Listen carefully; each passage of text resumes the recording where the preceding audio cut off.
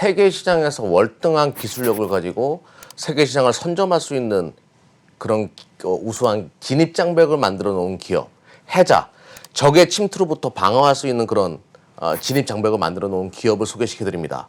제가 서두에도 말씀드렸다시피 국내가 아니라 세계 시장에서 1위를 할 수 있는 기업을 선점해 가지고 여러분들에게 소개시켜 드리는 시간입니다. 네, 그러면 해자가 있는 기업 바로 강의가 시작되겠습니다. 네, 이용락의 돈 버는 락TV 본격적으로 진행하기 전에 시장에 대해서 시황 좀 잡아보고 지나가도록 하겠습니다. 제가 누누이 말씀드렸어요. 1900포인트에서는 누구나 합리적인 이유가 있다. 매도자들도 합리적인 이유가 있고 매수자들도 합리적인 이유가 있는 상황이다. 하지만 시장의 방향성은 언제부턴가 호재에 민감하게 반응하기 시작했다라고 말씀을 드렸습니다. 네. 제가 이제 1700포인트 여기 구간에서 이렇게 기간 조정으로 들어오게 되면 또 한 번의 레벨업이 있을 것이다. 그리고 이 검은 선을 터치하는 1850포인트를 돌파할 때는 또 한 번에 올라갈 가능성이 높다라고 말씀드렸습니다. 매물대를 소화하고 그리고 나서 1900포인트에서의 아주 지지부진한 흐름이 있었고 드디어 이 흐름을 뚫는 흐름이 발생했습니다. 근데 저번 주에 제가 분명히 말씀드렸어요. 시장은 악재보다 호재에 민감하게 반응하기 시작했다. 그 이야기는 시장은 상방으로 열어놓고 대응해 나가야 된다라고 말씀을 드렸고 대한민국 지수가 강할 수밖에 없는 4가지 이유를 지난 시간에 드렸죠. 그 이유 중에 이제 하나 바로 대한민국의 지수의 가장 주요한 종목인 삼성전자가 죽지 않았다. 대마불사다. 이렇게 말씀을 드렸습니다. 자, 삼성전자가 노란색 바탕에서 검은 선을 타고 있다. 자, 모든 매물 소화가 끝났고 이런 그림을 그리고 있다라고 말씀드렸어요. 근데 삼성전자와 함께 대한민국의 또 하나 또 반도체의 하나의 축이 있죠. SK 하이닉스도 노란색 바탕에 들어왔다. 같은 섹터의 주요한 종목이 모두가 노란 색깔로 바뀌었다라는 얘기는 이 섹터가 시장을 주도할 가능성이 높다. 대한민국 지수의 방패 역할을 반도체가 할 가능성이 높다라고 말씀을 드렸습니다. 기억나실 거예요.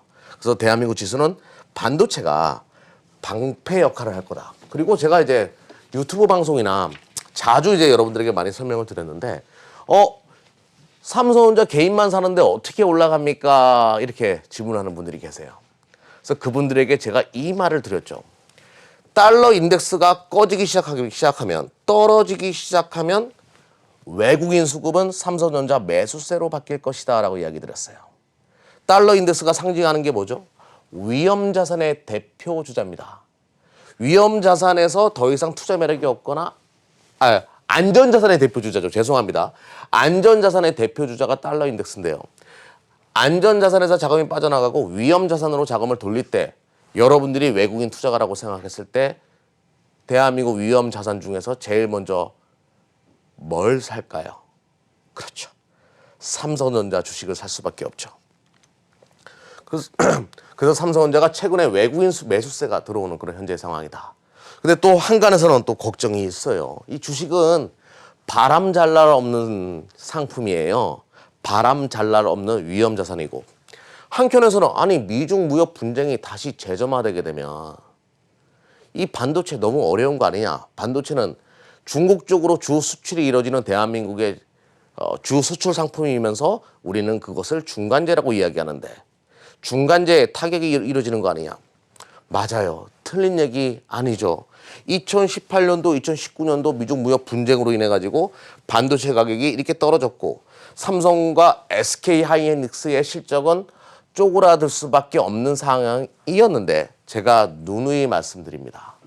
2018년도, 2019년도에는 반도체의 주 수요처인 서버 그리고 모바일 이쪽에서의 수요 둔화까지 발생할 수밖에 없었어요.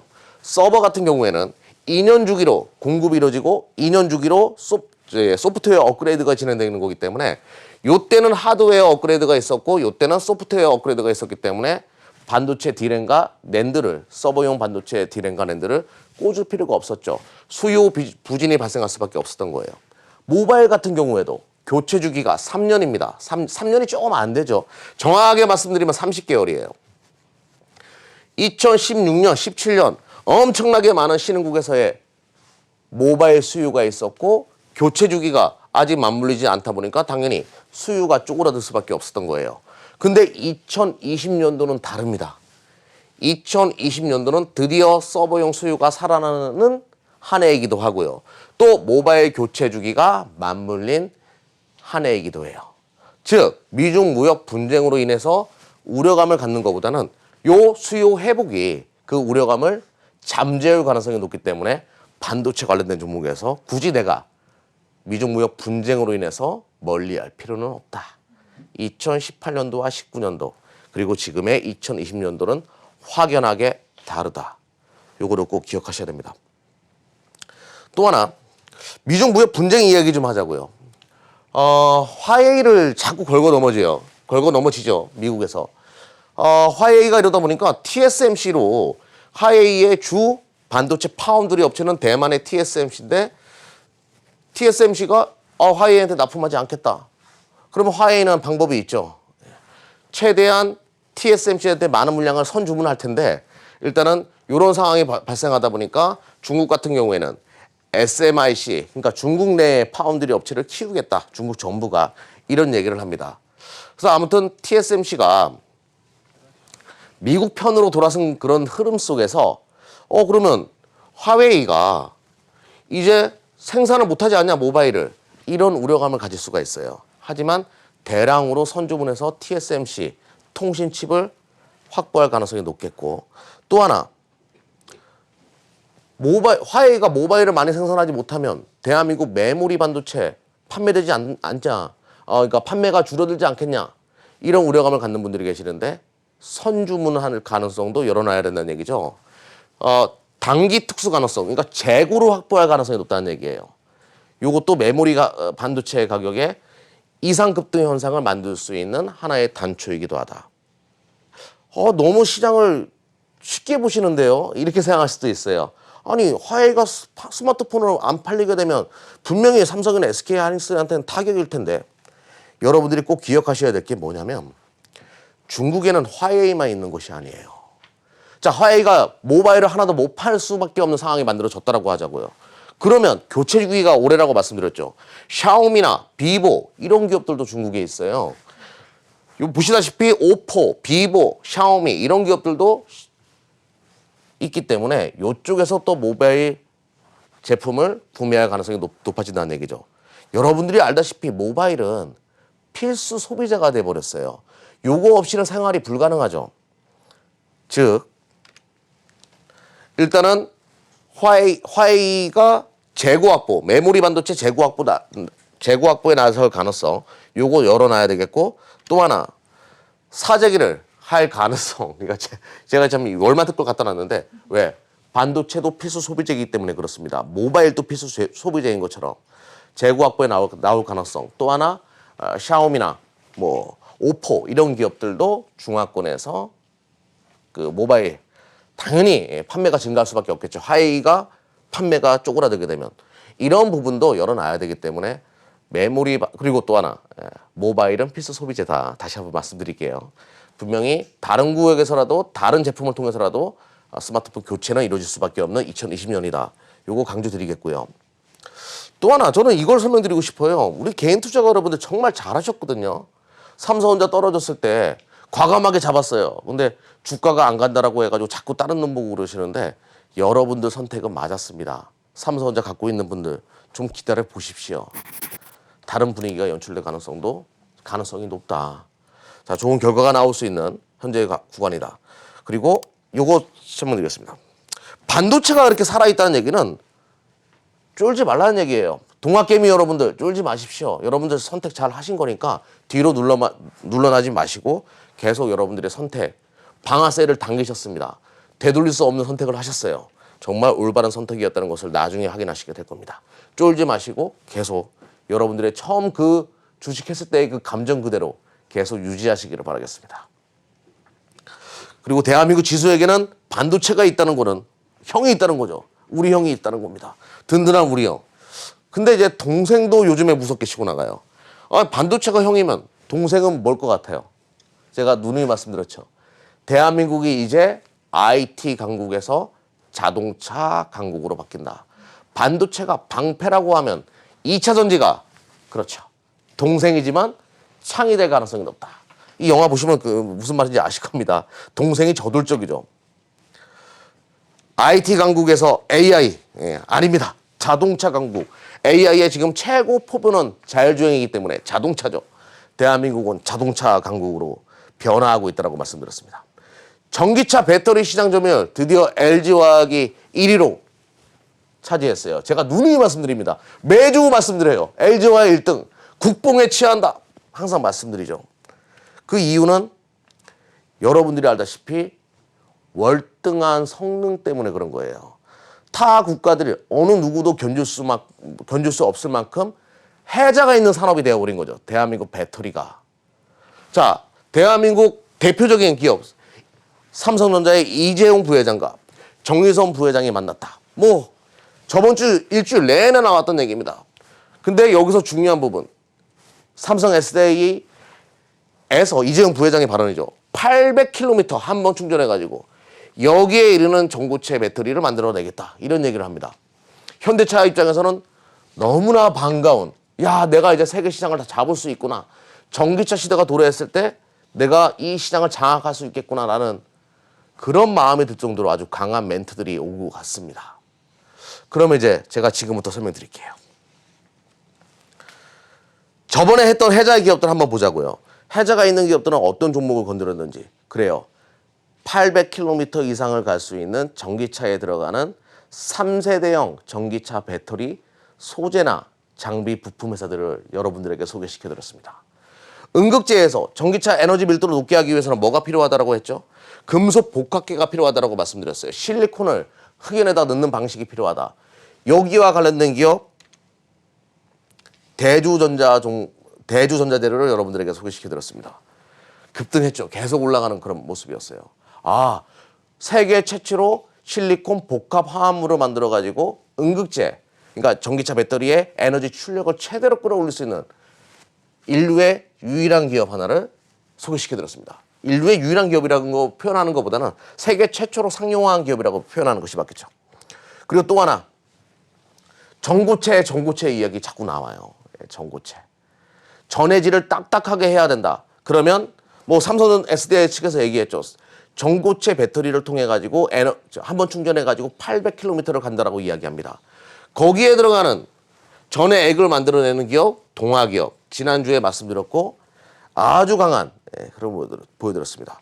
아, 3세대형 배터리. 지금까지 전기차 배터리는 한번 충전해 가지고 400km 가면 짝짝짝 거렸는데 지금은 600km 이상, 700km, 800km 가는 거기에 들어가는 소재 업체들과 배터리 부품 업체들을 볼 필요가 있다. 동화기업도 굉장히 강한 흐름을 계속 보여주고 있어요. 그리고 이제 다 해자가 있는 종목도 다시 한번 리바이벌 하는 거예요. 그동안 어떤 류의 종목을 여러분들에게 소개시켜드렸는지. 일본 동경대 로지칸노 교수, 전고체를 개발한 동경대학의 로지칸노 교수의 기술이 고스란히 녹아있는 기업이 있다고 말씀드렸습니다. 그 기업이 CIS였고 무려 50.1%의 수익률을 만들어냈어요. 이때 노란 색깔로 바뀔 것이다 라고 말씀드렸죠. 그 이후에 계속 주가가 올라가는 모습을 보여줬습니다. 그러면 지금까지 해자가 있는 종목에서 여러분들에게 소개시켜드렸던 종목은 다 뭐였죠? 유일무이하게 전고체랑 또는 응급제, 에너지 밀도를 최대한 끌어낼 수 있는 핵심 소재나 부품을 또 장비를 만들 수 있는 기업들을 여러분들에게 계속 소개시켜드렸던 거예요. 오늘도 그런 종목을 여러분들에게 소개시켜드릴 겁니다. 그리고 또 하나, 전기차가 갈 수밖에 없는 이유를 제가 설명드렸었죠. 제가 요날 4월달 요 정도의 전기차가 대장 시장의 주도주가 될 수밖에 없다라고 이야기 드렸습니다. 그거는 매해 1월 달에 답이 나온다라고 이야기했죠. 자, 12월 달이 되게 되면 기관 투자가들과 외국인 투자가들은 한 해를 반성하거나 한 해를 자화자찬하거나 서로 회의를 나눕니다. 그리고 내년의 시장 주도주를 논의하게 되어 있어요. 그리고 내년이 딱 되었을 때 1월 효과와 함께 강력한 매수세를 보여줍니다. 그 종목이 1년 내내 강할 가능성이 높다. 1월 효과의 주인공은 1년 내내 주도주가 될 수밖에 없다라고 말씀드렸죠. 삼성 S대이 이거 엄청난 팁이에요. 꼭 기억하셔야 됩니다. 삼성 S대이 1월 효과 주인공이었어요. 1월달, 1, 2월달 가장 강하게 치고 나가는 종목이었습니다. 코로나로 인해서 빠져요. 당연히 이 종목이 시장에 돌아섰을 때 대장이 될 수밖에 없다는 얘기죠. 왜? 1월달에 가장 강했으니까. 한 해 농사를 1월달에 준비를 하는 거 아니겠습니까? 주식시장은. 즉 삼성 S대이가 또 전기차가 시장의 주도주가 될 수밖에 없다라고 봤던 것도 바로 이러한 배경이었다라고 보시면 돼요. 또 하나 시장에서 또 걱정은 제가 저번 주에도 설명드렸어요. 이 뉴스 나오기 전에. 중국의 CATL이 이제 테슬라로 납품한다라고 하는데 이제 중국한테 LG화학 거 다 뺏기는 거 아니에요? 대한민국 배터리 업체도 이제 중국 때문에 다 무너지는 거 아니에요? 저번 주에 질문들 정말 많더라고요. 하지만 저는 유튜브에서도 말씀드렸어요. 흔들리지 말라고. 제가 지난주에 했던 거 기억나시는 분들 계실 거예요. CATL이 테슬라에 납품되더라도 뭐 어쩌라고. 똑같나요 표정이? 어쩌라고. 왜 어쩌라고라고 제가 말씀드렸어요. CATL이 납품하는 것은 LFP 기반입니다. 이걸로 160만 킬로미터를 갈 수 있대요. 엄청난 보증이죠. 하지만 LFP 가지고 대한민국에서 만들어내는 이 3원계, 일본과 대한민국이 만들어내는 NCA만큼 에너지 밀도를 만들어내려면 외계인이 만들어야 돼요. 분자 구조가 다르다라고 말씀을 드렸습니다. 즉 테슬라가 CATL 거 쓰는 이 LFP 제품은 중국에서 내수용으로 판매될 가능성이 높은 거예요. 대한민국 업체들과 견줄 바가 아니다. 어쩌라고 신경 쓸 필요가 없다라는 얘기죠. 제가 저번 주에도 답을 드렸는데 이 뉴스가 무서워서 2차 전지 관련된 종목들 던지신 분들 계실 겁니다. 공부한 만큼 수익을 낼 수 있는 거예요. 공부한 만큼 밀어붙일 수 있는 겁니다. 자, 오늘 본격적으로 이제 서두가 좀 길었어요. 해자가 있는 기업 설명드리겠습니다. 오늘도 에너지 밀도와 관련된 종목을 여러분들에게 소개시켜 드릴 거예요. 3세대 배터리 글로벌 넘버원 기술을 가지고 있는 기업들. 자, 3세대 전기차가 드디어 출시되기 시작했습니다. 한 번 충전해가지고 668km 가는 전기차. 이거 누가 만들었다고요? 테슬라 모델 3인데 중국에서 판매되는 거예요. 요거 LG화학이 만들어냈어요. 국뽕에 취하셔야죠. LG화학이 요거 만들어내고 나서 전 세계 시장 배터리 시장 1위를 차지하게 된 겁니다. 자, 그러면 어떻게 해서 LG화학을 이렇게 만들어냈냐? 한번 합리적인 추론을 해보자고요. 이경락이가 음극재, 복합산화물도 얘기했고 양극재는 어차피 지금 다 하이니켈이니까 전구체는 아직까지 상용화되지 않았고 LG화학은 또 뭐해서 어떤 마술을 부렸을까요? LG화학은 바로 요 일렉포일에서 마술을 부렸습니다. 요 일렉포일을요 길고 넓게 그리고 두께를 얇게 만들면 만들수록 에너지 밀도가 높아져요. 요 음극재를 감싸고 있는 것이 일렉포일인데요. 여러분들 휴대폰 배터리 딱 벗겨보면 거기에 굴이 막 딸랑딸랑 거리죠. 그게 바로 일렉포일이에요. 모바일에도 이렇게 들어가는데 자동차에는 얼마나 많이 들어갈까요? 이 일렉포일이 그만큼 전기차에서는 중요한 부분 중에 하나인데요. 아무래도 출력을 좌지우지합니다. 두께가 얇으면 얇을수록. 근데 여기도 다 기사에 나와 있죠. 동박 두께의 중요성. 지금은 이제 SKC인데 2013년 6 마이크로미터에 이어 5 마이크로미터 전지용 동박 양산 최초 생산 성공 이런 얘기들이 나와요.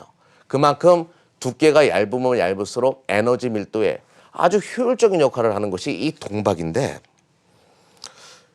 요 동박에서 PNT라는 기업이 굉장히 중요해요. PNT. 요 동박을 얇게 만드는 장비를 말아주는 장비를 롤투르 장비라고 하거든요. 독일, 일본, 그리고 대한민국의 PNT가 대표적인 롤투르 기업이다라고 보시면 됩니다. 근데 LG화학이 작년 이제 PNT에서 만드는 장비가 요거예요. 동박을 이렇게 말아주는 거. 근데 LG화학이 작년에 아주 심각한 고민에 빠졌어요. 다른 업체들 대비해가지고 조금 더 에너지 밀도를 높게 하고 싶은데 이 동박에서 7 마이크로미터를 상용화 시켰는데 7 마이크로미터에서 6 마이크로미터로 넘어가는 그 상황이 있었습니다. 일본 업체들과 함께 1년을 같이 동고동락하면서 진행을 했어요. 근데 1년 동안 상용화를 그러니까 수요를 못 끌어올리는 거예요. 80%, 90% 이상이 돼야지 이것을 상용화 시킬 수 있는데 70% 이렇게 되는 겁니다. 그래서 LG화학이 엄청난 고민에 빠져 있다가 작년 하반기 때 3분기 정도 됐을 거예요. 요거를 그러니까 일본 업체들이 더 뛰어나다고 생각을 했었던 것 같아요. LG화학은.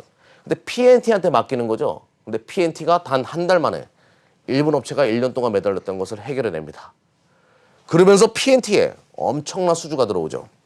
원래 PNT는 여러분들이 잘 알고 계셔야 될 게 PNT의 주 수주는요. 롤토르의 수주는 중국 업체들이 많이 가져갔어요. 중국 업체들. 근데 그걸 성공하고 나서 국내 배터리 3사가 난리가 난 거죠. LG화학, 삼성, SDI, SK이노베이션. 작년 3, 4분기 때부터 갑자기 수주 금액이 증가해가지고 작년 4분기 때 수주 금액이 5천억까지 올라갑니다. 이 기업의 시가총액이 얼마인 줄 아세요? 2천억이에요. 2배 이상, 시가총액 대비해서 2배 이상의 수주 금액이 발생하죠. 근데 앞으로 이런 현상은 계속될 겁니다. 지금 그래서 그 PNT의 주 고객사는요, 중국 업체가 아니에요. 대한민국 3사가, 배터리 3사가 주 고객사고요. 여러분이 다 알다시피 대한민국 배터리 3사는 전 세계에서 가장 높은 생산 캐파를 증가시키고 있는 상황이에요. 그러면 당연히 롤토르 장비 업체인 PNT의 수혜가 예상될 수밖에 없다. 이렇게 보시면 되는 거죠. 또 하나, 전기차 동박 시장 수급 전망을 본다라고 하더라도 수요는 계속 증가할 수밖에 없습니다. 올해 LG화학과 삼성 SDI가 필요로 하는 동박의 양이 5만 4천 톤이에요. 그런데 주 고객사인, 주 납품사인, 동박을 제조하는 납품사인 SKC나 일진모터리얼즈의 올해 생산량이 5만 톤입니다. 그러면 4천 톤이 남지 않냐? SKC는 파나소닉에도 납품을 해야 돼요. 그리고 일진모터리얼즈는 중국의 BYD에도 납품을 해야 됩니다. 나머지는 주지 못한다는 얘기죠. 그만큼 동박 수급이 타이트하기 때문에 PNT의 롤토르 장비, 동박을 만들 때 절대적으로 필요한 거니까 지속적으로 수요가 발생할 수밖에 없고 주문이 이루어질 수밖에 없다. 이렇게 보시면 됩니다. 또 하나, 그러면 PNT가 뭐가 다르냐? 그 동박은요, 그냥 잘 만다라고 이게 무슨 다리미 달듯이 만다라고 하는 게 아니에요. 바로 이 전해라는 단어가 들어갑니다. 동박 생산 공정에는요, 전기 도금 공정이 필요해요. 요 전기 도금을 잘하는 게 바로 PNT의 기술이에요. 독일이나 일본 업체보다 낫다라고 할 수 있겠죠, 지금. 그래서 그 과거에 PNT 국산화 기술을 본다라고 하더라도 전극 코터, 코팅 이런 것들 이제 그 막을 처리해서 발라주는 것들 있잖아요. 그러니까 전극 공정을 잘하기 때문에 이런 흐름이 보여졌다. 이렇게 보시면 되겠습니다. 그래서 결과론적으로 작년에 PNT의 실적은 4분기 때 갑자기 마이너스 130억 원 적자로 접어들었어요. 수주가 이렇게 많은데 왜 그랬냐면 기존의 중국 업체들로부터 선주문 받은 것을 중국 업체는 납품될 때 돈으로 들어오거든요. 요거를 대규모 대송 충당금 설정해 버렸습니다. 근데 언젠가는 다 돈으로 들어오겠죠.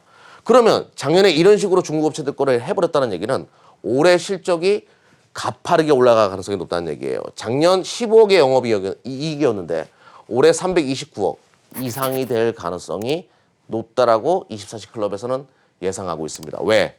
대송 충당금이 실적으로 올해는 엎어져서 들어올 가능성이 높기 때문에 그렇게 바라봅니다. 지금까지 해자가 있는 기업 PNT였습니다.